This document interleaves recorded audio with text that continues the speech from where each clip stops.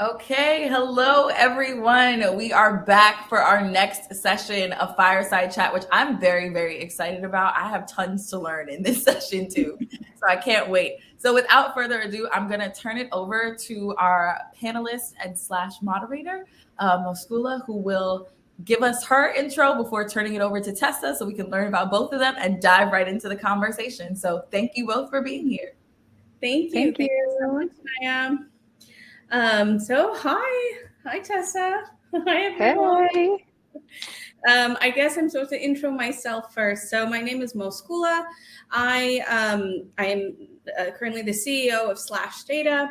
SlashData is a developer analyst firm. We engaged lots and lots of developers to answer lots and lots of questions, and we help technology companies make strategic decisions based on the data and the insights that we collect from these developers. So what we do and what my job really is to help folks like you, Tessa, get solutions or answers to their strategic challenges and problems. We help them along the way. So we help you along the way.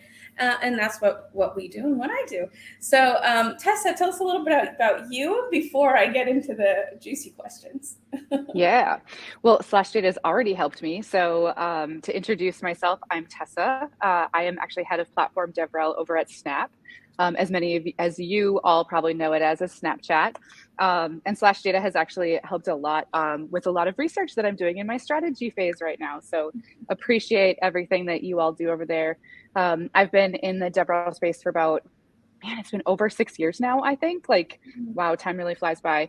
Been building community like almost my entire professional career. And I'm really excited to be here and chat with you. Awesome. So I'm going to come back because I see you here and then looking at the so I'm going to come back here and face everyone as well. But I do want to dig into a little bit more about you and we're going to, and your experience and your thoughts and your insights in this discussion. So one thing it's always top of mind. So we're going to start with the light stuff. The titles, these terms, dev advocate, DevRel, community lead, evangelist was a thing. Now it's out the window, but I mean, how do you identify within all of this spectrum of titles? And if you can answer like why as well, you identify that way. Yeah, absolutely. There's definitely like a lot of titles and a lot of different areas of focus in DevRel. And I think when you kind of break down the different functions that DevRel serves, there's a variety of different pillars, right? Sometimes it's like developer marketing, and it isn't always necessarily your traditional marketing, but it's like that growth and that awareness, right? Then you've kind of got that community element, which is a part of everything that we do, right? We're constantly building community, building those strong relationships. Then you start thinking about that like experience and that education side. And so that experience is about developers and the docs and how they engage with them and how they're engaging with the product and their overall experience as a developer working with your product or service. Then education, right? We all kind of know that the concept of education, it's like teaching and informing and educating on all things that they need to know about whatever it is that you're serving. And so there's lots of titles, right? And I feel like developer advocates are those they're very technical and they serve a lot of those areas. They can get involved in the community. They can do a lot of outreach with content marketing. They can also write docs. They can also be out there educating folks. And so, there's just so many titles. Obviously, as you mentioned, I started out as a developer advocate myself. So I am I'd say more of web developer than software engineer, but definitely wrote code by trade or as my kind of original path into this space. Actually, it was funny because I just delivered a keynote at a conference called That Conference yesterday. I'm actually still hanging out there today. And my keynote was actually about how I got into tech to begin with. And my very first project that I built was actually a community. And so I love community. I love bringing those people together, and really kind of at its core, I feel like that's definitely like what DevRel is, right? Is like community and experience is a part of everything we do. How are developers perceiving the information we're delivering to them? How is their experience? What is their sentiment towards it? And how can we, make sure that we're delivering the best experience possible and building strong relationships as we go along the way. Okay, it was so a little bit of everything. Yeah, You're you dabble in all places. In this space. Yeah. And like, as you kind of know, like they're not everyone is a jack of all trades, right? And that's why there's so many different titles, is that those different roles serve very different functions. Like, DX engineers, DX stands for developer experience. And so those are folks that are really focused on product and the documentation and that overall experience. I love to do the jack of all trades. I'm just someone who really enjoys kind of all the aspects. And that's eventually like why I really enjoyed being in the leadership role, being able to like impact all those different functions. Yeah, and I mean, dealing with community, that you're touching everything, and because you get the input, you get the feedback, you get the good feedback and negative feedback or whatnot. So you're affecting everybody. 100%. Yeah. All right. So then, now that you explain where you land, what you do in developer relations and community management, where I'd like to stick to is sort of what, if we're talking about DevRel and if we're talking about community management, what do they have in common? Are there major differences that these two roles should be very separated? Or, I mean, expand a little bit on that. Yeah, that's a really great question. And I think that's a great question for this audience, right, with the community-led summit. When you think about DevRel and you kind of think about developers, right? So if we kind of take a step back and analyze our audience in the developer relations space, we're working with those who are technical users. Sometimes they're product managers, sometimes they're, maybe in customer success, but they still have some of that technical experience or that desire to be ingrained in the building process or in part of that, kind of developer scope, right? And so when you think about that and, community in general, it's all about building relationships. So with developers, some of the research that I've found is that often developers need at least 4 to 6, depending on the situation, touch points with a company or with a person or with someone that they, finally start to develop a relationship with before they'll be like, okay, fine, show me what you got. Show me what you do. Show me what you're building on, right? And oftentimes you can escalate that with an in-person conversation or with a one-to-one conversation. And so like most other community managers, think about this. It's a lot about that relationship building, making sure that you're nurturing that relationship, making sure that you've got those touch points with them. But with developers, they'll come to your community forum, but that's usually like the second kind of stage that they get to, right? So it's kind of after they've already met you, they've maybe already decided to evaluate you. So you have to get them into that kind of first discover stage. And so with developers, it's a lot of like being in the right places at the right time, being in their communities. So spending a lot of time inside of the places that they already exist, attending conferences, being there. It's not always conferences, right? I mean, we had 2 years of like a pandemic where we all stayed home and DevRel still found much success, but it can be really impactful to be able to build those relationships. You're at a after party at a conference. I mean, I'm sitting in a conference right now and I've been able to meet a number of different developers and actually got to meet someone who's really excited about something Snap is doing. And so I'm like, yay, like built relationship, right? And so it is similar, but I think it's slightly different in the audience that we serve and that they are naturally untrusting. And it's not that they don't trust people, right?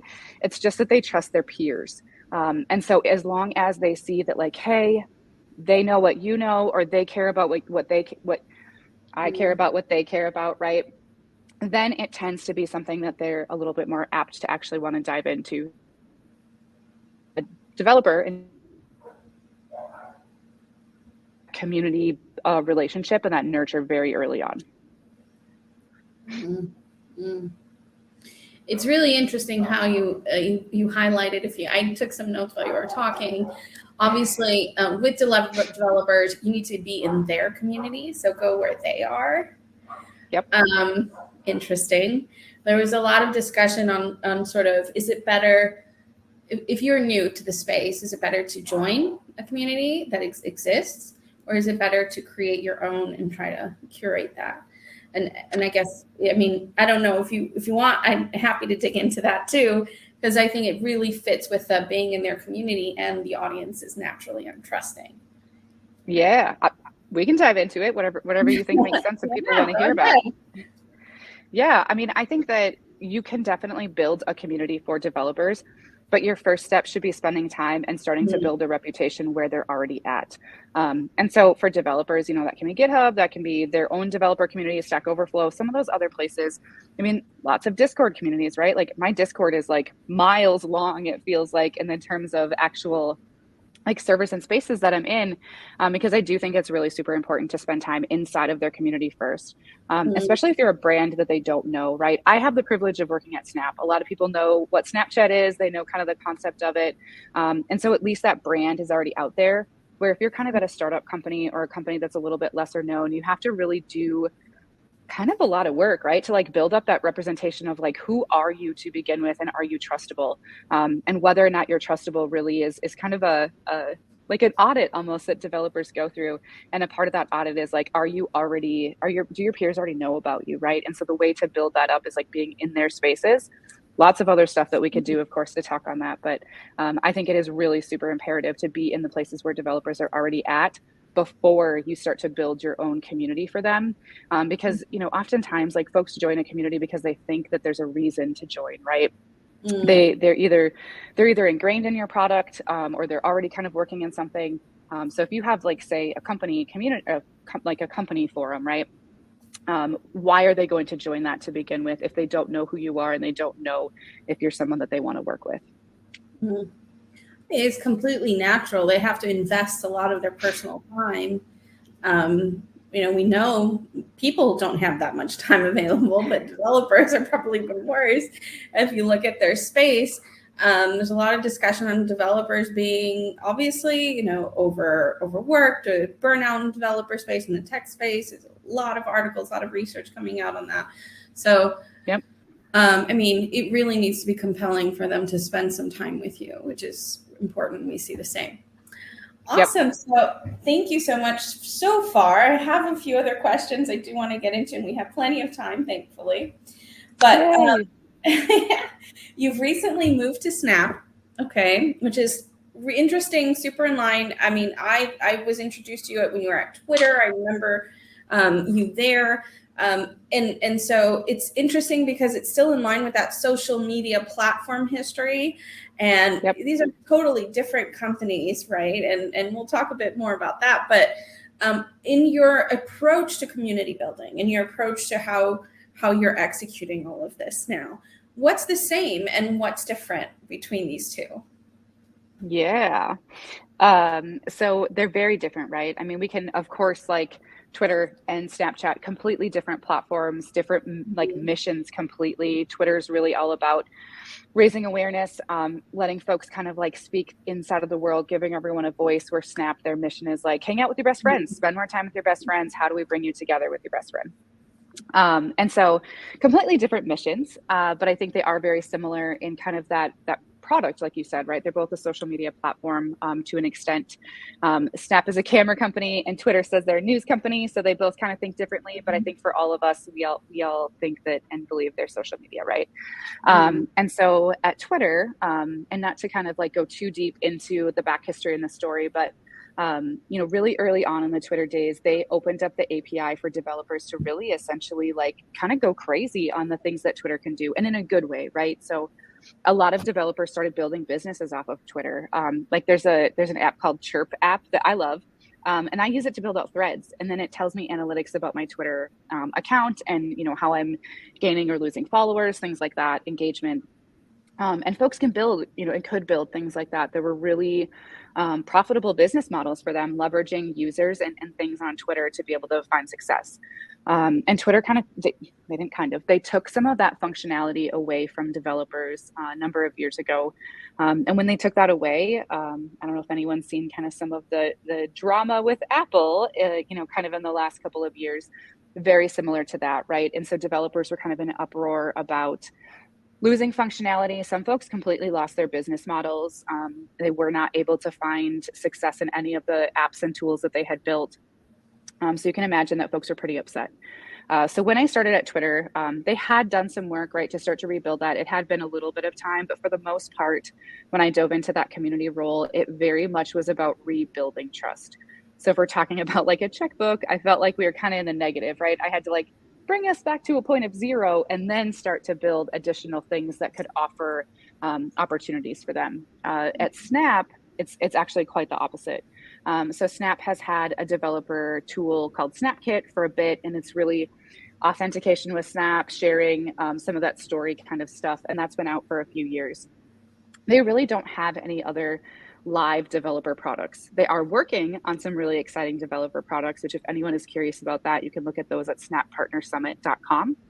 But they are working on building some new products. And so with that, before I actually joined, they have been working on the process of getting a community forum approved. And so that's actually something that's going to be launching in the coming weeks. So at Snap, as you can imagine, hearing that, I'm like building a net new community with developers. So a lot of developers haven't engaged with Snap in all that capacity. We've had folks engaging through SnapKit, but they haven't had a community forum or a place to go to actually engage with one another and to engage with our team and that kind of community element. So it's a very, very net new opportunity. And so I think many folks who are in community can kind of think about that as like, ooh, I'm rebuilding trust versus like, ooh, I'm starting something new. And so it's really exciting over at Snap being able to dive into the developer communities where folks already exist, doing some sponsorship, spending some time at events.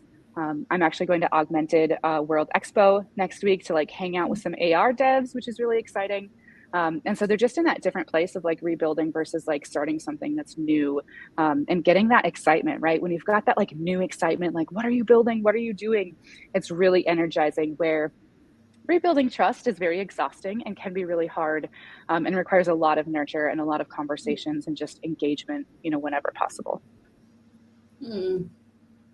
Interesting. So, I mean, managing a past relationship that was broken somewhere, obviously, it sounds like it's harder than starting from the beginning.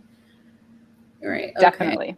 Yeah. Well, like think about checkbook, right? You like come into your adult life and you're like, oh, I'm in debt already, versus like, oh, hey, I'm at zero, right? I can at least start to put money away, but I don't have like, 100K in credit card debt, or, maybe that's extensive, right? Whatever it is that you might have. So it's a little easier.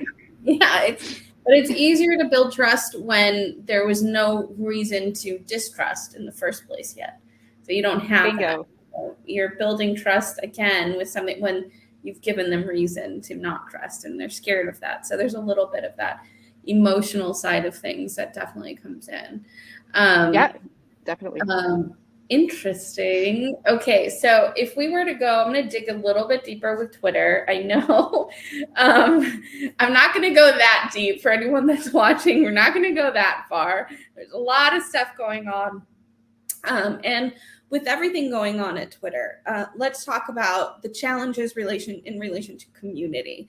Because, you mentioned now that you've been, and we know we've been fairly aware over the years that Twitter has been investing a lot in like to rebuild that community relationship you just mentioned.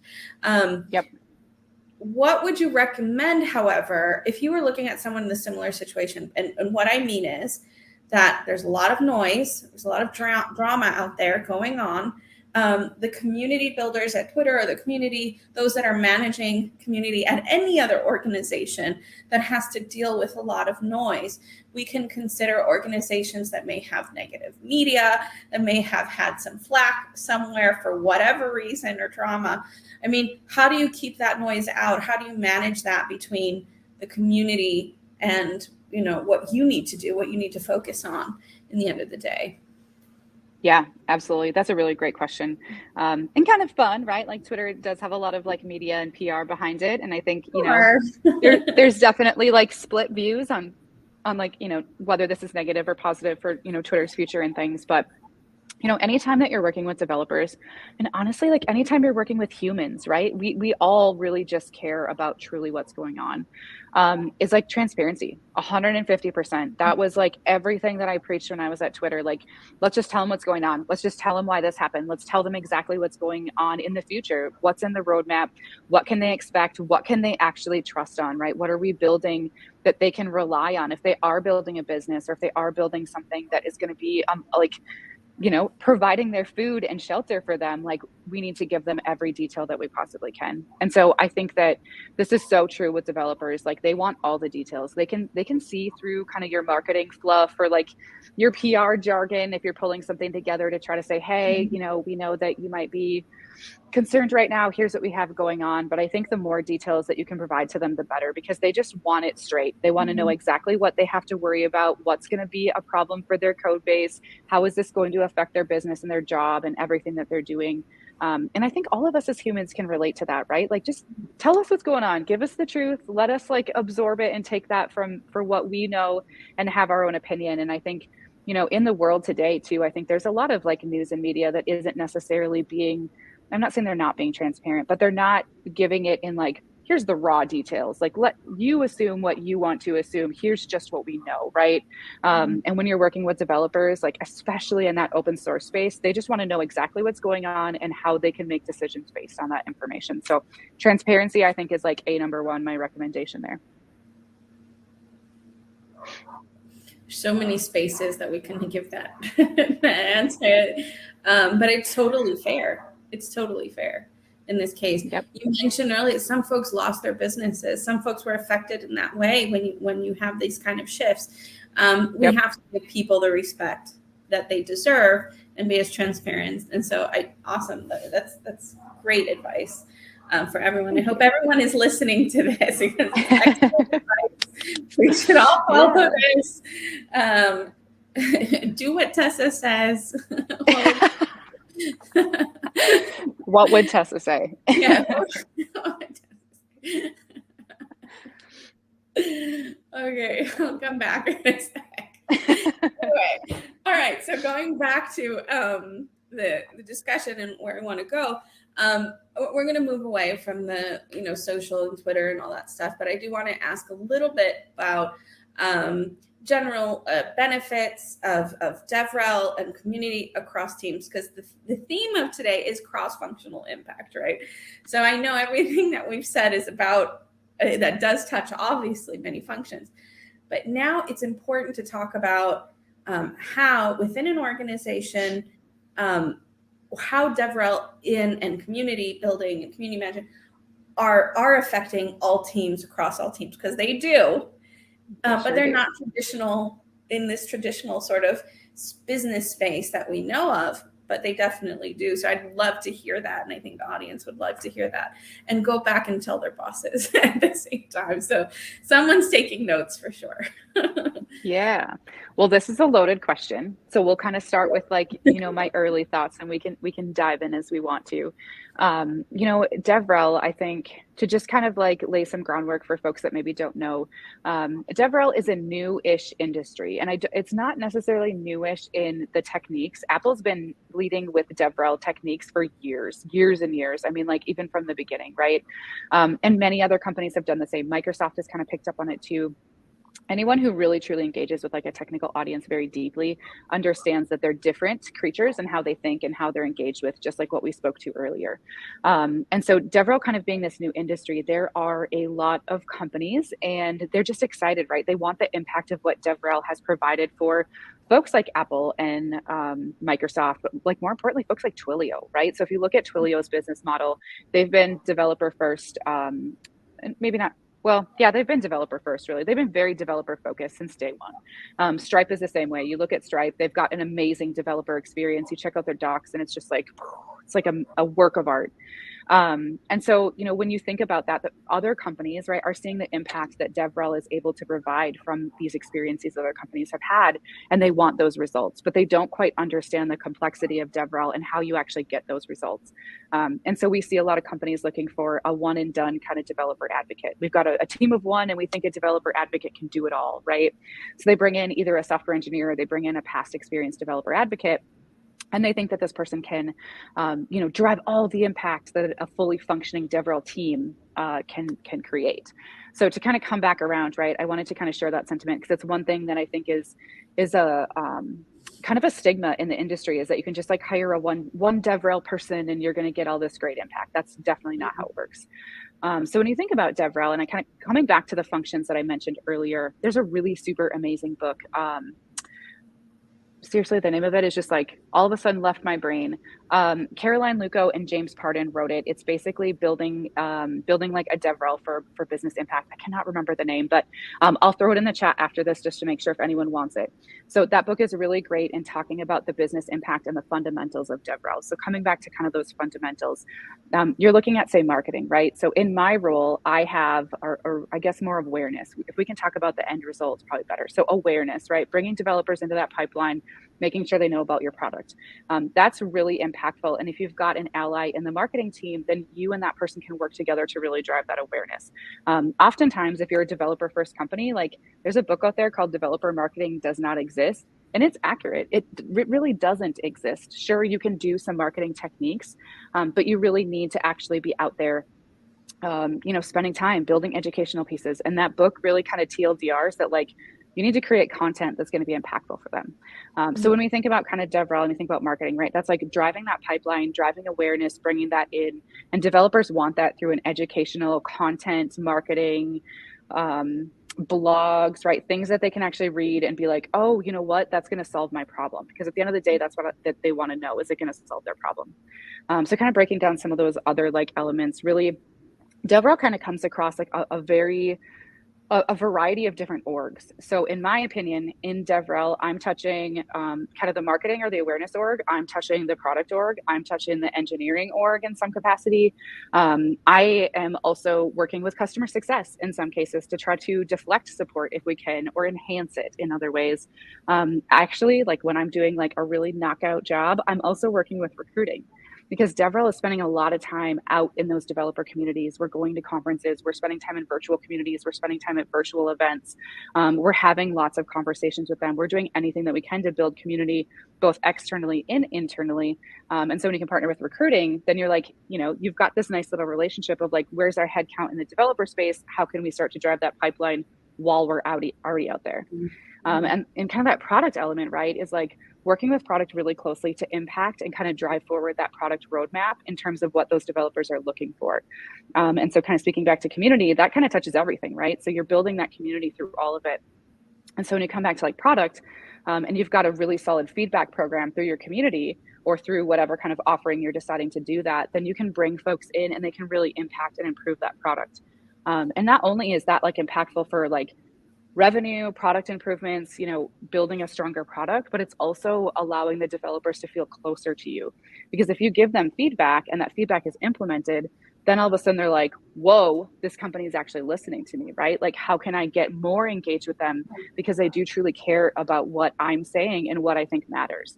And then, like I said, customer success, oftentimes, and we all like, if you're in the community space, you have a community for a reason, right? Whether it be an awareness, whether it be kind of to supplement customer success, there's lots of different reasons to have a community, or maybe it's all those things. But I think working with customer success has also been a really successful element for me, because oftentimes if we can find ways to say, hey, what are like the commonly most, asked questions by developers? What are these technical struggles that they're seeing? We can take that information and those insights and start to bring that into the community, creating additional content, driving a content calendar forward, improving our documentation. Maybe there's a gap in the product, right? And so DevRel can really impact a big portion of your organization. But you can't do that with like just one person. You have to have like a fully functioning team that's going to serve that developer audience, that's going to grow with your audience, that can really make sure that they can drive that impact forward. I'm going to stop there because I could keep rambling on this forever. So we'll dive in where it makes sense. I'm going to do a summary, as I was noting. One, obviously, DevRel don't hire one person and think they're going to make miracles. That's the message. Then I'm understanding you're affecting product side. You're getting the feedback from the users, but you're advocating for the users internally. There's a lot of value there when you're listening to your base. You mentioned you said marketing and not marketing, but you mentioned brand awareness, brand advocacy as well. Then going into the HR branding kind of view as well. There was so many different things that you're doing because you're such a visible part of the cycle. Customer success, I assume sales are there. Sales are a big part of what's also being discussed these days of DevRel is can cut down your sales costs as a company. They sure can. Yeah. So I think that's fascinating. And one of the data points that we cover and we know at SlashData is, and we published it in one of the latest, the earlier State of the Developer Nations free report. I can post it. It's fine. It's around 75 developers are actually influencing buying decisions within any organization. If you have a developer relations team, they might be creating your next sale opportunity, your next buyer, your next market, and you don't know that if you're not using them correctly. Developers are very vocal and super interesting. Like in any level of the developer space, they're influencing purchasing power in their companies. They're influencing where that's going. And the highest influence comes from like developer team leads, which are not CTOs anymore, right? So, and then, but everyone even lower than that lead are influencing purchase decisions. So that's definitely something I would throw in there as well. I agree, Tessa. Thank you so much for that. Just to add on that quick, I think just like you said that, when I've seen a strong developer relations team find its most success, I've noticed that there's a very close relationship with sales. And I know there's a stigma around that. So I just kind of want to bring that up that sometimes in the DevRel space, folks are like, it's not sales, but I think at the end of the day, right, we all have a job because we're, the company is seeking revenue. They're seeking success. They need that to be successful. And so when you do think about it, just like you said, like if you can get a developer to find your product, like you said, whether it's the team leader, whether it's just, someone who's on the team, if they find value in that product, they will bring it back to your team. And so when that comes around to say the sales pipeline, just like you shared, it's already a yes from maybe one person on the team. And so when the leader goes back and they're like, hey, we're looking at this new product, someone can pipe up and be like, let's definitely get that, and here's why, right? And so I 100% agree with that. And I think that, the stigma that we have kind of in DevRel really, really shouldn't exist because it is incredibly important. And one of the key metrics that I track is like revenue that's actually created from our efforts and revenue that's impacted. So, did we pick up and create some additional content to help with that sales like a sales engineer would? Love that you brought that up. Thank you for raising that. Yeah. Well, I mean, I'm a big advocate of understanding what sales means today as well, though. And sales should not be, and never should have been, but unfortunately was in the past. I feel it should always be about finding solutions, supporting your clients, making sure that there's value to be obtained.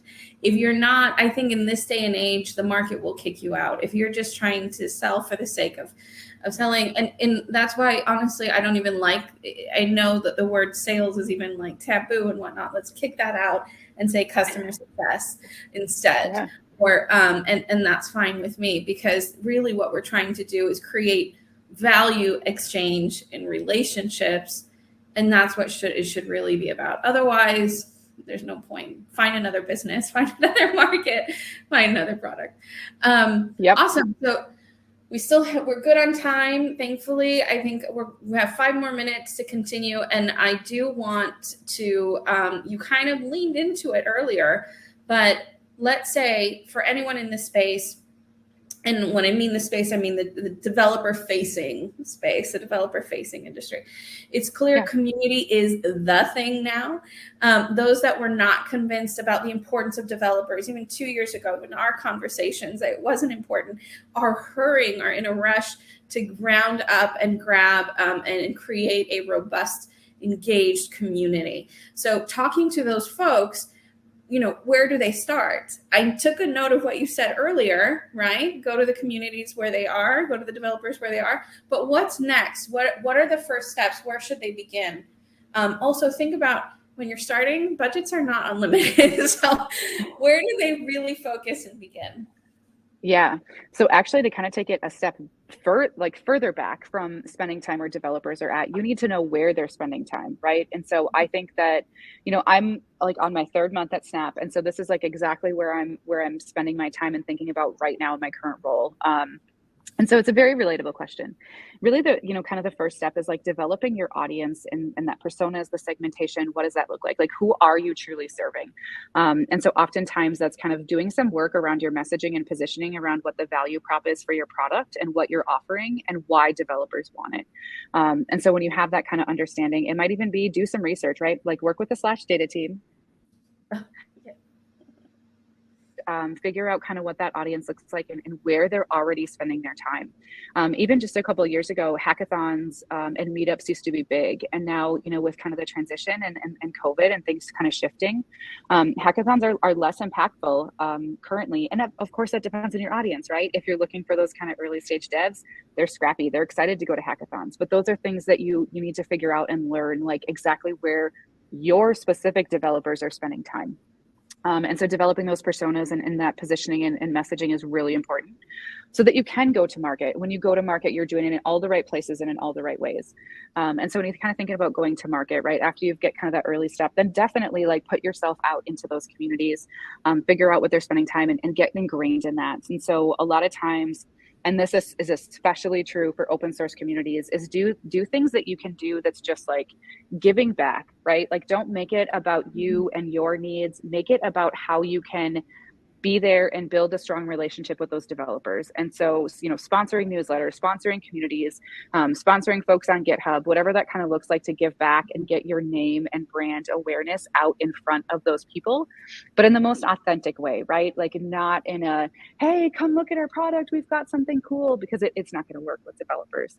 And so kind of working through that, right? And as you're starting to figure that out, that's going to take you in different places. I think really early on, depending on where your product's at, it's really important to spend some time in the developer experience section. Like, what are your docs like? What is the product experience like? Are they finding success? Are there gaps in it? How long does it take them to get to hello world? So time to hello world's a key metric that a lot of folks use in DevRel. And so, you know, just depending on whether you're ready, are you ready for devs? You know who they are, you know their experience is going to be great, or do you need to build that up? And once you build that up, then it's kind of like, okay, now we're thinking about market. We need to think about awareness. We need to start to build a community, and whether that's internal yet or external is kind of up to you. Definitely starting with that external.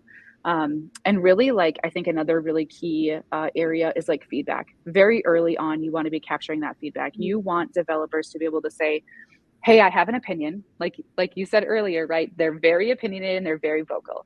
And so when they have that opinion, you want that to be harnessed in all the right places, instead of them kind of, you know, blaring it in Stack Overflow or in some of the other places they spend time. You want them to be able to come to your team and say, hey, I think that there's something that we can improve. I think I've got some feedback in this thing, or I really love this. And making sure they have all those channels to be able to communicate with you in the ways that they want to communicate. And that all comes back to that early research that's going to help you define what does it look like to serve that audience. Again, this is a very loaded question, so I could keep going, but I think that's some really good kind of starting points, just depending on where your product is at. And then if you are bringing DevRel in, like, definitely bring someone in who can help with that strategy. If you bring in a developer advocate, like, they can probably go and start to build some things out, but most developer advocates are engineers by trade. And so they might not have that strategic vision to say, hey, here's where the DevRel program needs to go. And so really just make sure that you're appropriately thinking about what that team needs to accomplish, and that you're really resourcing that headcount accordingly to make sure that they're going to find success. Just to reiterate back to like what I shared earlier, I've actually mentored a number of folks in DevRel, and I've seen it way too many times where folks get developer advocate roles. The companies think they can do all these magical things, and they're just one person, and they're also an engineer, right? They don't know marketing. They don't necessarily know everything they need to know about product and that experience. And so just making sure that you're setting up that team for success is incredibly important. Lots to think about, lots of actions to take after this discussion, I feel. Definitely. We're going to go, I have more questions, but, you know, I see questions coming in from the audience. So I'm going to go and take a break from mine and go ahead and pick some of these from the audience. And some of them are very much in line with what you've been just saying. So these are very practical. So what would you say Discord or GitHub is where Dev likes to be the most? And does it make sense to create two communities, or to create a community in two different places? Do you have to choose one? Yeah, so that's a really good question. And so when you think about Discord or GitHub, right, those are two completely different kinds of communities. Discord is going to be what I consider your internal touchpoint, or your internal community, right? Because you're managing that Discord server, unless you're joining something else, right? If you're joining a developer community that already exists, then I would put it in that external bucket like I would with GitHub. In terms of Discord, if you're talking about creating Discord, it's a really great platform to get people where they're already at. That's kind of like what I like to say, Slack is the same bucket. But you can't get a lot of analytics out of that. You are very limited in the things that you can actually do. And so, you know, I would just, you know, kind of warn in that, like, think about your entire community strategy. What does it look like to be both in external and internal communities? And is Discord going to be the right tool? Because once you start to build up a Discord community and you start to realize this is lacking a bunch of stuff I need to actually drive impact, create reports, better understand how folks are engaging, then you're going to have to start to think about transitioning. And it's not easy for developers to kind of shape like what and change like what they're doing. And so I think, it really depends on exactly kind of what you mean by that question versus internal or external. But I would say that developers are always on GitHub, but GitHub isn't the most engaging place, right? Some folks have communities and discussions enabled on their repos and some folks don't. And so again, kind of coming back to like those developer personas, if you're really making sure that you're defining that audience and figuring out really where they spend their time, then you'll be able to say, you know what, GitHub makes tons of sense. If you're in the open source space, GitHub makes tons of sense because you can dive into those open source repos. People are very active. There's lots of PRs. There's lots of conversations because people are working together to build something.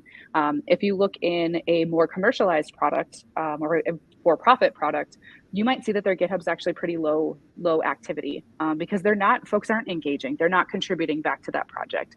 And so again, it kind of comes back to your audience and where they're spending their time.